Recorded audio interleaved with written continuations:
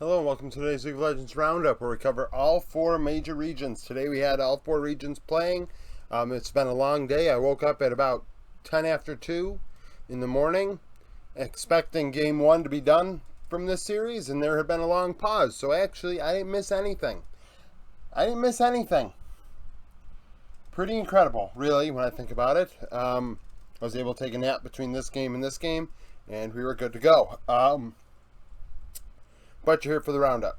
So, in the description, you'll see a link to the Discord. Join the Discord if you'd like. We BS about the games as they go on, do predictions, BS about League in general, and things of that nature. So if you want to join in, join in. There is a predictions channel if you want to make predictions on who you think is going to win. For Worlds, I may do something a little interesting and fun.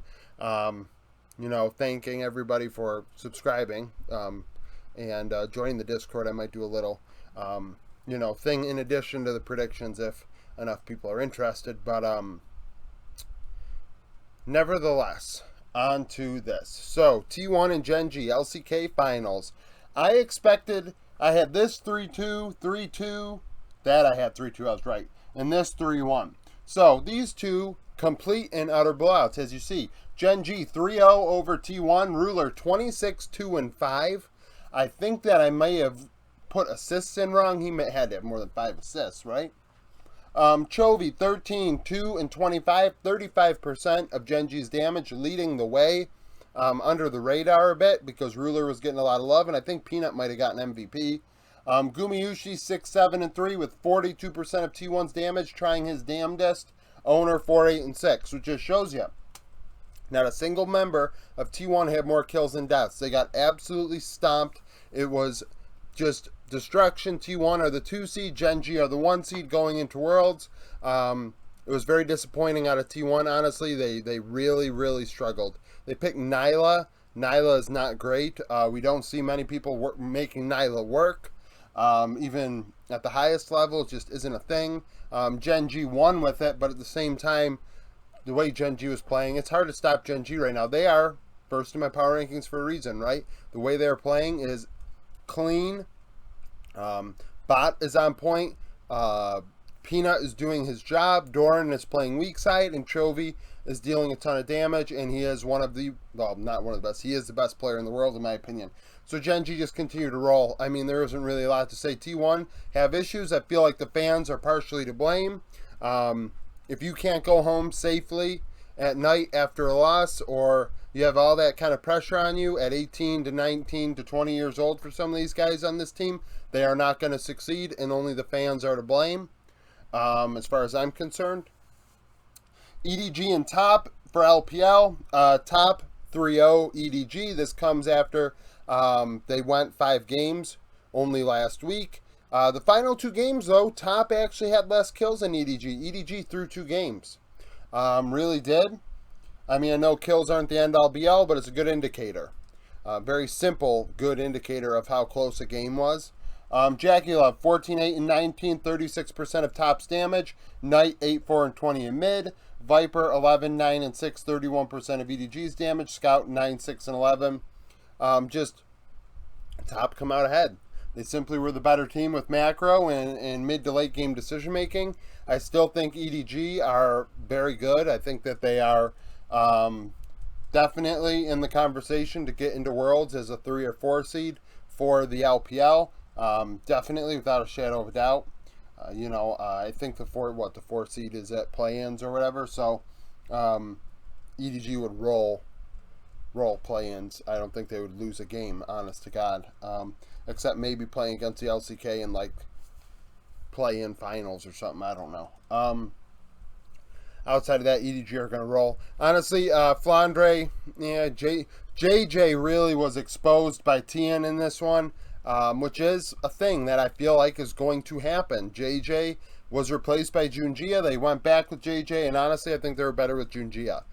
He really turned around the split for them. They were kind of middle of the road. Well, not middle of the road, but kind of like between like 6th and 8th best team in the LPL for a while there, and now they're like the 3rd best team, right? And I feel like that had a lot to do with Junjia, and then they put JJ in, and then in playoffs it's kind of like a mixed bag. and Top continue to roll. This might be the momentum Top needs to play JDG this week for the finals. XL and Fnatic, I had XL winning this 3-2. Yesterday, Flack had said after the games that he thought XL was very good in scrims, and a lot of the reports was XL was doing really well in scrims, and XL had a game plan. They did very well. However, they were reverse swept. Fnatic down 2-0 would throw out 3 games in a row, upset 31 kills, 11 deaths, 26 assists, 35% of damage. Humanoid 21, 16, and 34, mostly playing a Silas. Patrick 34, 18, 24, 35% of XL's damage. And Finn 17, 20, and 32. So what does that say? Well, Patrick was the only player on XL with more kills than deaths. Finn actually played very well against Wonder. I felt like he even pulled out his classic Kled in the game. I thought XL played as well as you could have imagined them playing. Honestly, this was a lot closer than I thought it would have been before yesterday. Like I said, I predicted XL based off of scrim reports and things like that. But if you asked me a few days ago, I would have said Fnatic over XL easily. I don't know what to really, say about. I feel like draft was a big problem for Fnatic. Lucian Nami, they continue to struggle with it against XL, who picked Nyla in game 1 and won with it, forcing out bans on Nyla, a champion that really isn't all that great right now. And, I said it in that. I don't think it's that good of a champ right now compared to Zeri, Sivir, Kalista, Draven, things like that. Even Lucian to that degree, I guess. Lucian's probably above Nyla, but Fnatic could not get the Lucian to work. They really couldn't. I thought Razork was kind of iffy. Marcoon played as well as he could. Nuke Duck, really. And the thing is, I think XL got cute in Game 3, which threw them off. I believe it was Game 3 when they played Nocturne mid, and I thought that was kind of int. You got cute, and you threw a game, and because you threw a game, you lost a series. You gave Fnatic life. If they had respected them more, they would probably have had a bet. Who knows how this series goes? Maybe they win at 3-0 if they respected Fnatic a bit more. But they didn't. So, in the end, Fnatic move on. XL are out. Their season is done. XL played better than I thought they would have. Obviously, when the whole year started, Mickey X was not on the team and Advian was. That is a thing to think about. That was a while ago, but that did happen, right? So, yeah. Patrick played better than I thought, honestly. I definitely have a new respect for Patrick that I didn't have before. Nuke Duck is okay. Marcoon is good. Finn is still, kind of okay as well. XL solo laners. You look at it. Humanoid 21, 16, 34. What do you think? I don't have Nuke Duck's totals up there, but Nuke Duck probably got gapped in lane, right? Could get in the nitty gritty and look at it, but he probably lost lane, right? Majority of the time. LCS, C9, and EG. Surprise, C9 won. They're going to Worlds. They're guaranteed a World spot. Whether that's play-ins or not remains to be seen. EG going to losers bracket. So only one of EG or TL move on. That's some scary. I keep saying, I say it in the Discord all the time, and it kind of upsets people, I think. The West sucks. This year, honest to God, outside of G2 going on a miracle run like they do sometimes, I really don't see the West doing anything at Worlds, which is unfortunate because it's in North America.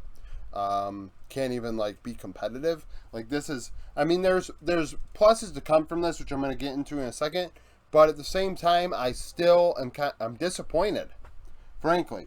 So, Berserker, 24, 8, 16, 34% of C9's damage, leading the way with his. I have a mop, but he has a mop of hair, man. I almost want to bet if they go to groups, whichever group they're in, he has more hair on his head than the rest of the group combined at 80 carry. The guy has a serious set of, what was it, hockey players call it lettuce, right? On his head, I don't know. Fudge, 11, 6, and 20 in top. Fudge gapped Impact. It wasn't even close. Fudge really took it to Impact. Didn't expect Impact to actually get gapped that bad, and it happened. Danny, 13, 13, 16. That was the best score for EG. nobody having more kills than deaths. Jojo Pune had the most damage, but he went 5, 14, and 23 with 31% of damage. Just outright awful. C9 showing up in a big way for the first time this split, coming off of a, barely getting by CLG best of 5. This was really good for C9, and I mean, they're going to Worlds. Like, pluses from this, honestly, Berserker showing up in the playoffs in a big way, a player that we're looking to as being the best NA AD carry, not Resident, obviously Danny, but now we can match Danny or surpass Danny hypothetically, right? Atop the board, obviously FBI would have something to say about that. I'm sure Hansama would, but Hansama has not really played up to par this split, but at the same time, Berserker really showed up in this one. Really, really did. You think of Guma and Ruler. I mean, obviously, that's a higher stakes matchup, but Guma has struggled for a long time, and Berserker's been doing quite well recently. 2 former teammates. Just kind of a thing. I mean, C9... and the thing is, though, Inspired did so bad. I think he had 3 kills and like 12 deaths in 4 games. Like, he did awful. And I understand you put him on a Sejuani, I think maybe twice, which was not good. I mean, you got to put Inspired on a carry. But Tarzan made Sejuani work, right? And these top junglers are making Sejuani work. But Inspired really isn't that kind of jungler. He is your best player, I think. So you got to put him on something to let him carry and take over the game. And they didn't. So we'll see how they do in loser bracket. Like I said, CL or EG are out. So like the video if you like it, subscribe to the channel for daily League of Legends content. Tomorrow there are no games, right? There's no sneak peek here. Sneak peek doesn't come back till Wednesday. We have games Thursday. So tomorrow, what are we doing tomorrow? Well, I'm starting my Worlds previews. I said I was going to do that a couple days ago, and I didn't because I was waiting until these guys got done. Those 2 teams are done. We know what seed they are and stuff, so I'm going to do them this week. Isurus are coming from Latin America. We know that, and we'll start there for now and get some of those videos out and done.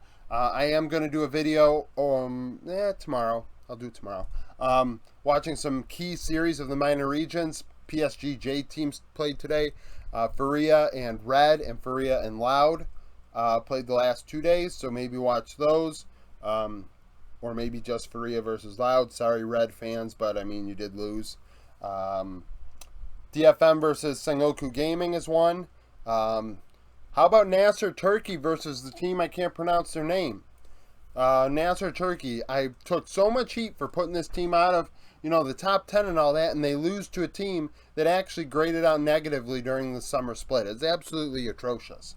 I feel kind of validated about that. But if you stuck around this long, you know what's happening tomorrow. Thank you for watching the video, and I hope you come back for more content.